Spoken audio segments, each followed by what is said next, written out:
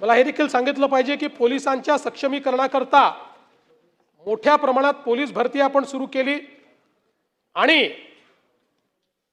एक रेकॉर्ड आपण केला आहे की अगदी लगतच्या 22 ते 25 या 3 वर्षाच्या कालावधीमध्ये महाराष्ट्रामध्ये 38,802 पोलिसांची भरती आपण केलेली आहे।